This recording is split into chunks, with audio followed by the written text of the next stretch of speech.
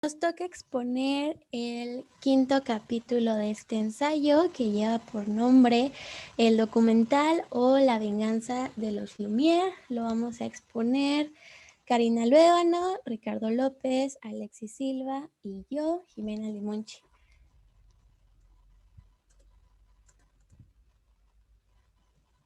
No me deja pasar. Dejen, vuelvo a compartir. Permítanme. Lipovetsky nos dice que desde la llegada del tren de la estación Swatat en el año de 1895, el cine siempre estuvo vinculado a la realidad.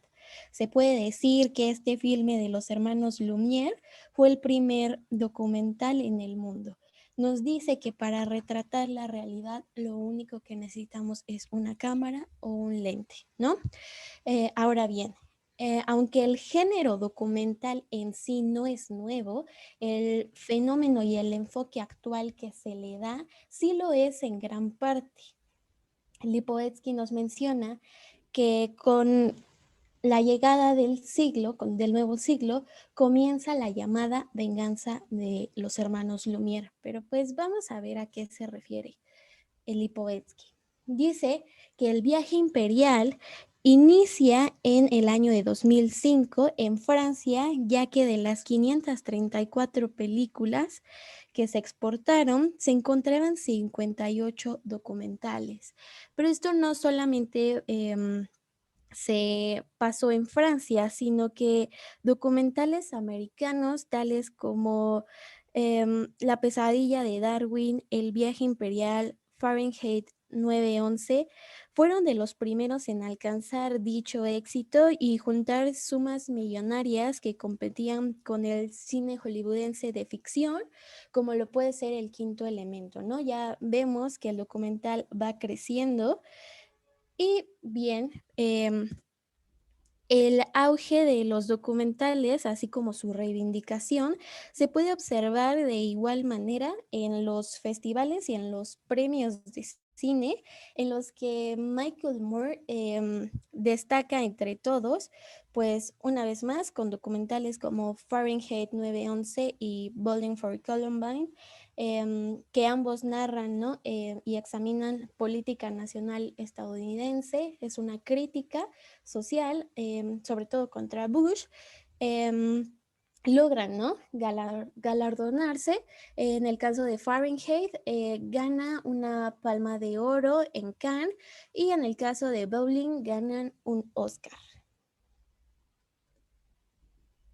Y bien, ¿qué significa que el documental pues gane, ¿no? Y empiece a galardonarse? Pues según el autor, la dignificación del documental y por lo tanto el consumo de las audiencias. Gracias a este éxito obtenido, el documental logra pues tener éxito y pues el género logra andar solo, ¿no? Así lo menciona el autor, y al igual que el cine de ficción, prolongar su vida en DVD y actualmente en plataformas de streaming. Hay que recordar que este ensayo fue escrito en 2009 y por lo tanto no existían todavía estas plataformas, pero hoy en día se puede decir que pues ha crecido, ¿no? Y basta con checar los catálogos y para darnos cuenta que la extensión del documental, ¿no? Y bien, el mejor ejemplo que encontré para, pues, explicar esta dignificación de la que nos habla el autor es este documental, Las tres muertes de Marisela Escobedo, que se estrenó el 14 de octubre, fue distribuido por Netflix y dirigido por Carlos Pérez Osorio.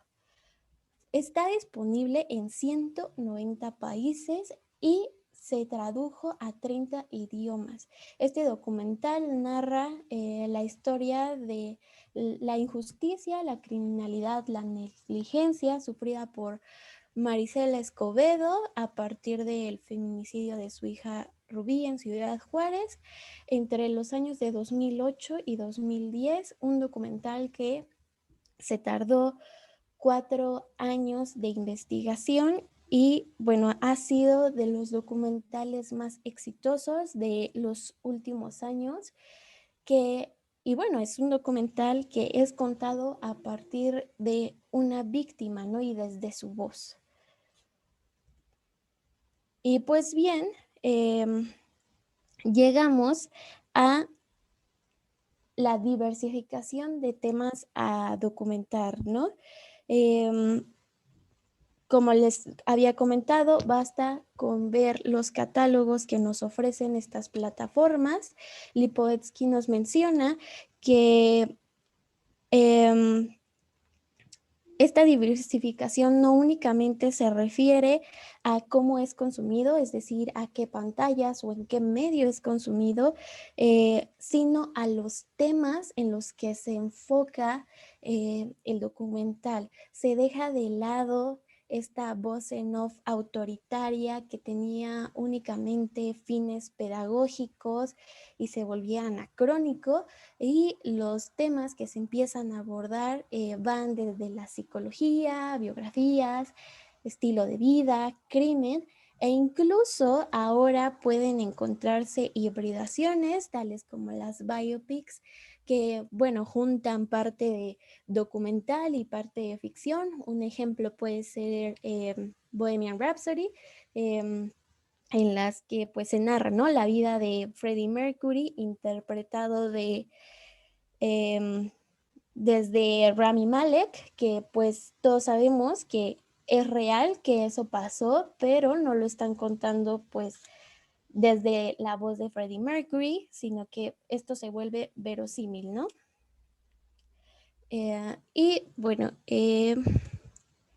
seguro a todo riesgo, pasamos al segundo subtítulo. Aquí cito a Lipovetsky: la consagración actual del documental a la pantalla grande no se puede atribuir a las relaciones con la televisión. Y bueno, es lo que les mencionaba anteriormente, ya no es únicamente dónde se consume, porque hay que recordar que este formato estaba más enfocado a ser consumido a través de una televisión. Sin embargo, cuando el documental llega al cine, eh, el autor nos menciona que hay transformaciones ideológicas, en concreto sociales y culturales. Por lo anterior, pues el documental se vuelve a vincular con la realidad y nos da un producto audiovisual que muestra lo justo y lo injusto, lo bueno y lo malo, la izquierda, la derecha, el pasado y el presente, ¿no?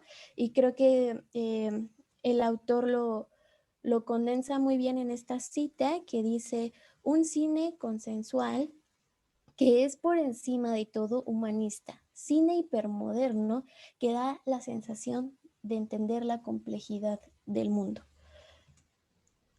Y entonces llegamos al neodocumental, ¿no?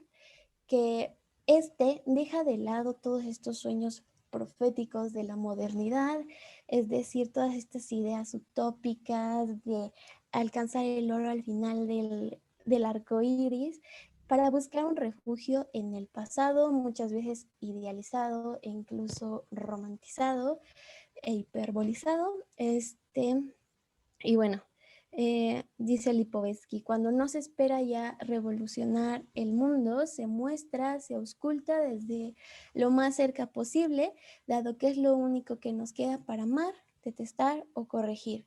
Un ejemplo, ¿no?, que encuentro para explicarlo del neodocumental expuesto por Lipovetsky es El silencio de otros, documental producido por Pedro Almodóvar y dirigido por Almudena Carracero y Robert Barr, que bueno, retrata y narra todas las injusticias durante la dictadura franquista, eh, y sus repercusiones hasta el día de hoy.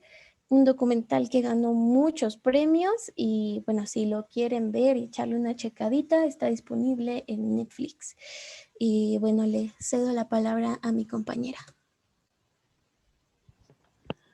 Muy bien, ahora con el siguiente tema tema que es una prima de satisfacción reflexiva.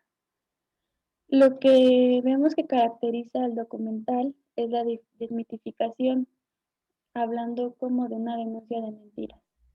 Este documental está respondiendo a la necesidad que tiene el individuo actual de sentirse un sujeto libre, pensante, crítico, en un sistema que lo empuja a consumir de todo. Y en este presente es el consumo lo que se supone que debería de hacer más inteligente al consumidor. Y este consumidor es el que se va a comportar al final como una persona que ya avisada y no ingenua, al que se le va a dar una especie de prima de satisfacción reflexiva, entendiendo a prima como aquel seguro que puede tener el espectador ante lo que está consumiendo del cine con la, con la seguridad de que lo que va a estar consumiendo va a ser correspondiente a lo que él está esperando y también al cambio que él está ofreciendo, hablando monetariamente. Y para entender a qué se refiere con la satisfacción reflexiva, podemos encontrar que hay algo llamado satisfacción vital, que es un componente cognitivo del bienestar subjetivo. Hay autores como Jimmy Johnson, Dainer Emmons, Larsen y Griffin, que nos habla de la satisfacción con la vida como una dimensión psicológica que es clave del bienestar.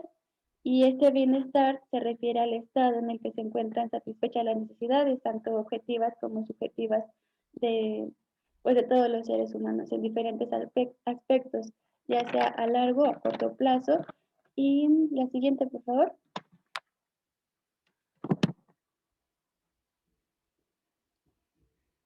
La sociedad de la que estamos hablando nos referimos a una sociedad de consumo.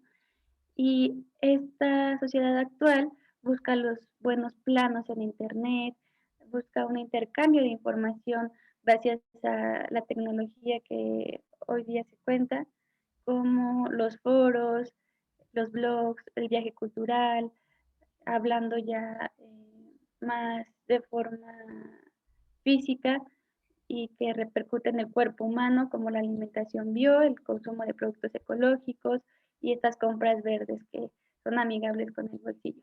Y pues ya de esta forma, el consumidor en este intento de acercarse a la realidad, a la desmitificación de todo lo que se le vende, pues intenta tener una mayor responsabilidad al ver al espectáculo y sentirse más ilustrado y menos engañado.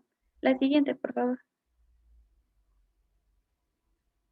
Lipovetsky nos muestra con un ejemplo de dos documentales, una llamada Super Size Me, que es un hombre que se ha hecho por Morgan Spurlock, que se graba a sí mismo consumiendo productos como son el Big Mac, la Coca-Cola, patatas fritas, va a los sitios en donde se producen, en este caso, como la escena que muestra en pantalla, cómo es la producción desde los animales y cómo es el proceso para llevarlos hasta el platillo final, eh, pues nos muestra que son productos dañinos para la salud y en su carne propia nos muestra cuáles son los efectos, nos muestra en la pantalla el lado pernicioso de todos estos productos.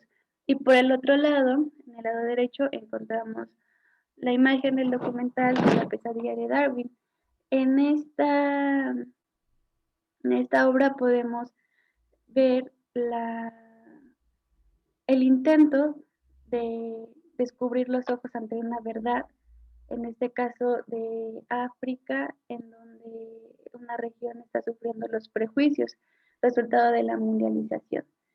Con esto se intenta y también en parte se logra que el espectador conozca más del tema al llevarnos a una región como estas y darnos los datos, llevarnos hasta casos específicos, el espectador hace un tipo de conexión en el que ya se siente muy enterado y conocedor del tema, hasta el punto en el que lo puede traspasar a su realidad. ¿Cuántas veces no hemos escuchado frases que incluso se repiten en comerciales o entre las familias, ¿no? Que una mamá le repite a su hijo, ¿no? Cómete eso de la mesa, hay muchos niños en África que no tienen que comer, y a pesar de que esa persona, la mamá que lo está diciendo, y el niño no conocen lo que es el hambre, tal vez porque no la han padecido de esa forma, están utilizando el ejemplo de África, no porque ellos hayan ido a África presencialmente y que hayan visto con sus propios ojos o que lo hayan experimentado en carne propia, sino que a través de la información que nos otorgan productos como el documental, nos hacen llegar hasta esa apropiación de las situaciones. Y pues el público sintoniza ya con estas películas porque halagan la certeza, las aspiraciones profundas, el gusto por los espectáculos, que son en este caso exagerados y desproporcionados en un intento de contar la verdad, y pues termina siendo un consumo de distracciones también. El siguiente, por favor. En el siguiente subtítulo, que es lo banal y lo íntimo, al hablar de toda esta necesidad que tiene el ser por gobernarse, por sentirse un individuo libre y emancipado de algunas obligaciones colectivas, eh, no solamente se ve reflejado en las relaciones con la familia, con la religión, con la política, sino también ocurre con el cine, especialmente con este género que es el documental. Este documental del que habla Lupovetsky refleja el deseo individualista de ser más participativo y autónomo, que es más controlado y especialmente en la trama narrativa que estaba predeterminada. Ahora, conforme va pasando el tiempo, va variando la forma de contar una historia, unos hechos a través del documental. Nos pone como ejemplo este documental que se llama El cuarto de banda.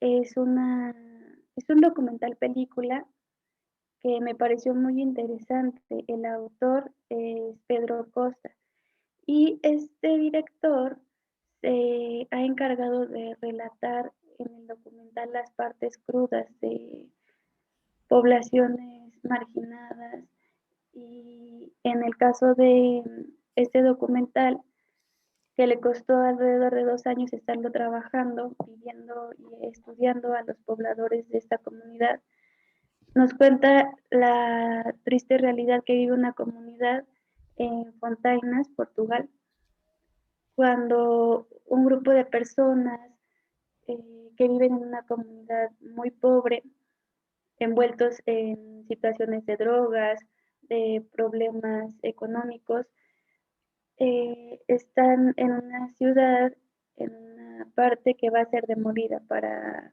fines pues económicos de otros empresarios, y ellos viven allí en este lugar con la añoranza del pasado, de lo que esa ciudad significó para ellos, y se resignan a lo que está sucediendo, viven con sus actividades normales a pesar de que las máquinas están sonando todo el día y que ya saben cuál es el futuro que depara para esta localidad. En el cuarto de banda ocurren diálogos muy interesantes. Banda es una mujer que vende verdura, pero que todo el día se la pasa drogándose. Y la gente de la comunidad pasa por su cuarto y se detiene a platicar con ella. El director comenta que estas personas que salen pues en escena, lo están actuando, son escenas actuadas, no es en el momento real como mucho de lo que se había documentado antes con escenas en el momento en vivo, sino que este director se sentó a estudiar a las personas de este lugar, las conversaciones que tenían, captó la esencia principal de sus diálogos y los transportó a su guión y nos lo presenta en estas imágenes. Ocurre en un espacio muy reducido como es este cuarto que se ve en la imagen derecha, y allí las personas que llegan con banda le cuentan historias, le cuentan situaciones que están viviendo, y a través de estas experiencias, estas anécdotas, también logramos conocer el entorno en el que están viviendo y cuál es la visión que ellos tienen con respecto a la vida desde su sitio como habitantes de esta. La siguiente, por favor.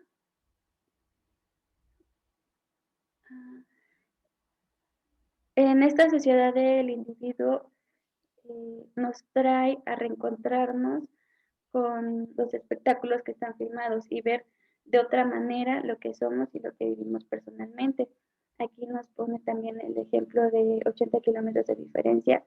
Es otro documental, pues de una manera similar a la que fue anteriormente grabada, pero con otro enfoque, digamos, otro tema, otra naturaleza, porque también depende mucho de el director que la esté realizando. De modo que la estrella que aparece en pantalla de esos días se parece tanto al espectador que ya no es intocable, ya no es distinta su vida y lo que le pasa a lo que nosotros podemos vivir y lo que en otra época eran las estrellas de Hollywood. Y pues lo que seduce al autor y lo que le llega es la singularidad de estos individuos con los que pueden identificarse. Y pues eh, esto es todo por este tema. La siguiente. Bueno, en lo que toca al subtítulo de Los hombres de la cámara, entonces aquí podemos entender que el documental muestra esta mera realidad, ¿no? Pero nos vamos dando cuenta que lleva una construcción detrás. Entonces, ¿cuál es la relación entre realidad, la verdad y el cine documental? Aunque pareciera que la ficción y el documental no tienen alguna relación posible, es totalmente lo contrario. Mientras el documental toma elementos de la ficción, el documental toma elementos de la ficción, la ficción toma elementos de la realidad, ¿no? Ambas persiguen lo mismo, que es el relato, el contar una historia. Tenemos el caso de El hombre de la cámara de Dziga Vertov del 1929, donde desde su mirada busca representar esta realidad artísticamente, ¿no? Y nos vamos dando cuenta de esta complejidad del género. Por un lado se busca tener este acercamiento a la realidad y la otra impregnarlo de arte, ¿no? Desde esta mirada. Y se deja de lado esta narrativa al estilo de reportaje para construir estas miradas del director, ya sea tomando ángulos, encuadres, planos, etc. La que sigue, por favor.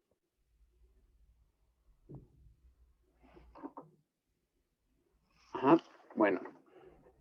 Entonces, entendemos que los directores de documental se especializan en observar el mundo, ¿no? En llevarlo a las pantallas. Ellos adaptan, componen, construyen y con material cinematográfico, ¿no? Entonces estos buscan romper esta barrera entre ficción y realidad. Tenemos grandes directores, ¿no? Que van consolidando su nombre en la industria. Tenemos el caso de Joshua Oppenheimer, que con su obra de Act of the Killing, galardonada en muchos premios. Muchos premios ha sido partícipe. Realiza la reconstrucción histórica de masacres en Indonesia, ¿no? En esta obra expone ejecuciones horripilantes, masivas a comunistas acusados en Indonesia. Y listo.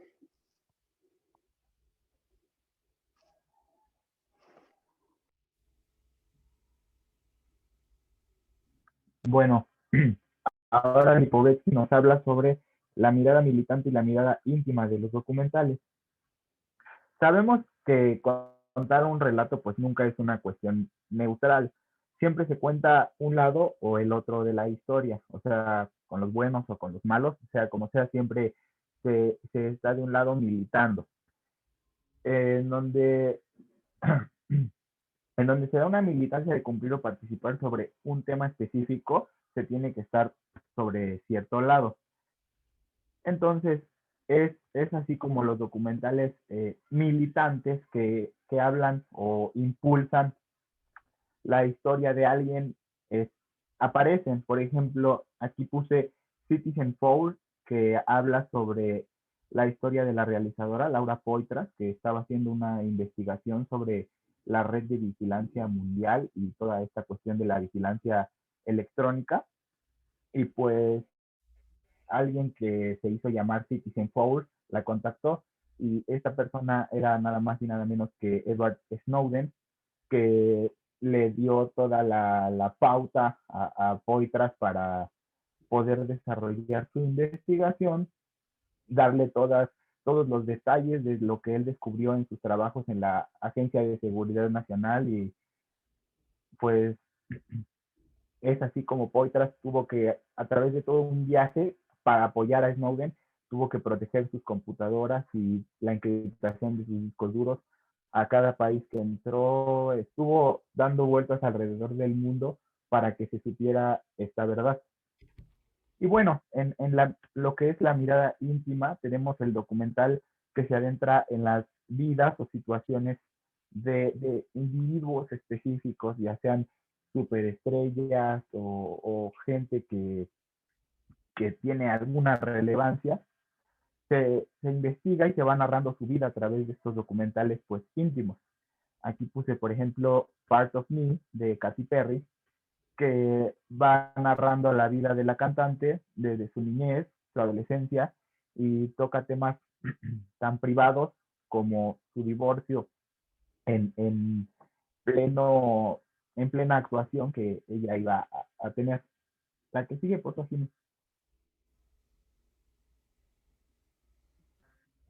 Tenemos lo verdadero y falso, el neodocumental. Como ya lo han ido explicando mis compañeros, se ajusta a una realidad a través de una ficción o representación dramática. Se difumina la formalidad y objetividad, que son características principales de un documental, para de manera íntima mostrar algo a los espectadores, pero de una manera poco convencional. El documental se vuelve pues como un pastiche, se mezcla con la ficción, como dijo Jimena, es un híbrido, y es así, una vez más, usamos de alto ejemplo, los protagonistas, los asesinos de las matanzas en Indonesia, actúan y con lujo de detalle hablan sobre cómo asesinaron a todos estos comunistas y todos estos invasores que llegaron a su país a mediados de los 60. En la crítica que se llevó The Act of Killing, Joshua Oppenheimer le abrió los ojos de los protagonistas. O sea, ellos, mucha gente dice que fueron engañados, pero ellos están muy satisfechos de compartir su verdad, porque pues mucha gente pues obviamente los juzga, pero en un nivel psicológico esto es un acto del ser humano, un humano matando a otros humanos, ya sea en defensa propia, en defensa de su nación, pero esto así fue. El neodocumental nos trae lo mejor de dos mundos gracias a esta ficción que se le inyecta. ¿Que sigue, por favor? Bueno, tenemos el cine histórico original, un pasado. En la historia también se pueden ubicar grandes historias y adaptaciones de cualquier forma. Se pueden reconstruir momentos con historias más o menos recientes, y esto hace que la historia sea un recurso valioso para el cine, no solo recreando momentos o ocasiones específicas de la historia. Siempre se retratan figuras de principio a fin. Incluso si no logran convencer lo suficiente con su puesta en escena, su proeza, todo lo que logran a través de esa historia, les da ese lugar de héroe, siempre. O sea, siempre se logra el cometido de mostrar al héroe de película. Aun cuando hablar de la historia es hablar del pasado, este cine nos muestra un presente. Por ejemplo, Corazón de Caballero, que está basada en uno de los cuentos de Canterbury de Geoffrey Chaucer, pues es esto, ¿no? Es una recreación bastante anacrónica que, basada en un cuento, nos lleva a esta historia que logró conmover. Otra también es Apocalypse Now de Francis Ford Coppola, Niebla. Nos trajo pues una historia ambientada en la que, si bien no está enteramente basada en la historia original, tiene mucho que dar de sí sobre las crueldades y las vicisitudes de la guerra, por así decirlo. Y bueno, el que sigue.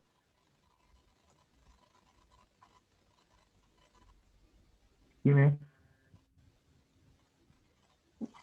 Bueno, y entonces llegamos a lo que es el nuevo cine histórico hollywoodense, un presente en pasado. Y bueno, este cine neoheroico aparece con un cambio de decorado, ¿no? Haciendo referencia a estos héroes de la historia dentro de un cine hipermoderno en el cual hablan un lenguaje del presente.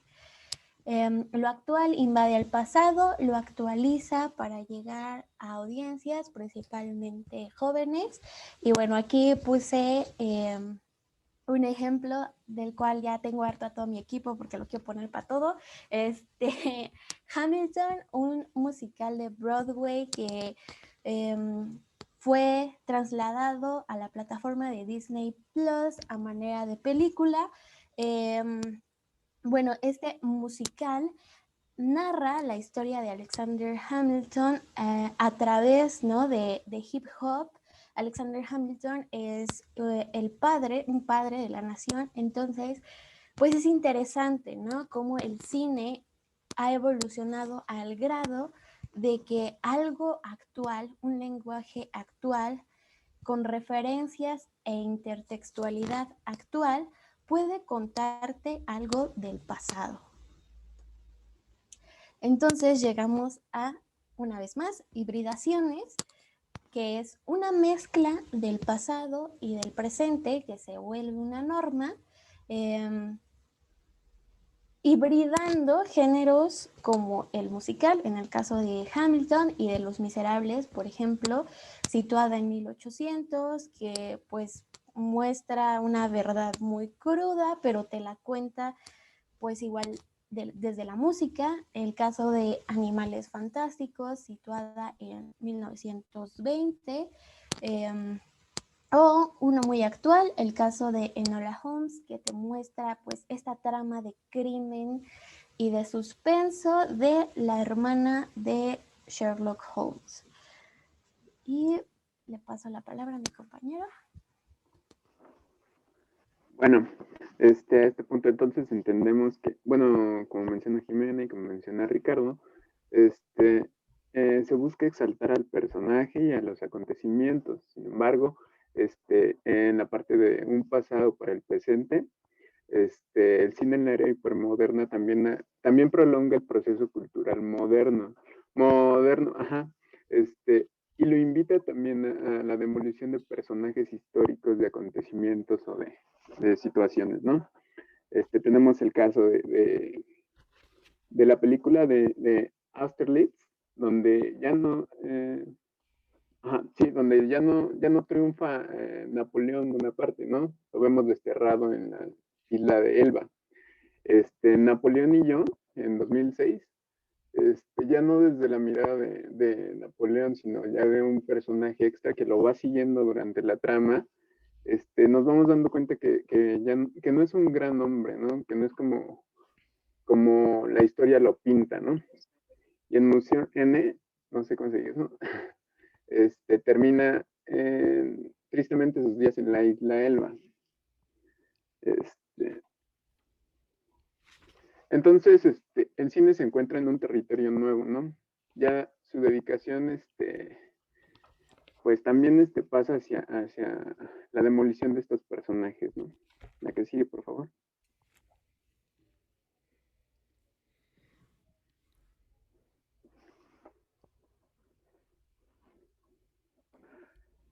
Bueno, igual con respecto a la situación francesa, es algo similar y un poquito más reveladora, ¿no? Tenemos el ejemplo de Bernard Tavernier, que dentro de su historia le introduce la conciencia en sus personajes, ¿no? Haciendo que piensen sobre los desaparecidos en el caso de la Primera Guerra Mundial, La vida y nada más, de 1989, ¿no? desheroifican los acontecimientos y a los personajes de igual manera. Ya el heroísmo no está en la guerra, sino en la condena. Y estas ideas ya nacionalistas ya no cuentan, lo que cuenta es el individuo, ¿no? Y pues este arrepentimiento también impulsa el cine francés. Listo.